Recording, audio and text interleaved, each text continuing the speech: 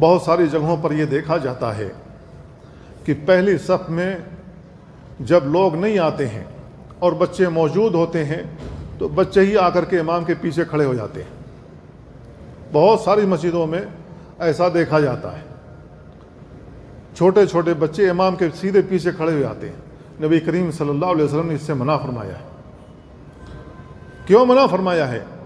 اس لیے کہ امام کے پیچھے ان لوگوں کو رہنا چاہیے کہ اگر امام کا مثلاً وضو ٹوٹ گیا یا کوئی اس کے ساتھ حادثہ پیش آ گیا، بے ہوش ہو گیا یا کوئی اور بات ہو گئی، تو اب ظاہر ہے کہ یہ جو بچے ہیں جو لائن میں کھڑے ہوئے ہیں، اگر یہ چھوٹے ہیں، نماز پڑھانا نہیں جانتے ہیں، اور یہ امام صاحب بے ہوش ہو گئے ہیں یا ان کے ساتھ کوئی اور مسئلہ ہو گیا ہے اور یہ ان کا وضو ٹوٹ گیا، یہ یہاں سے چلے گئے، تو کون پڑھائے گا نماز؟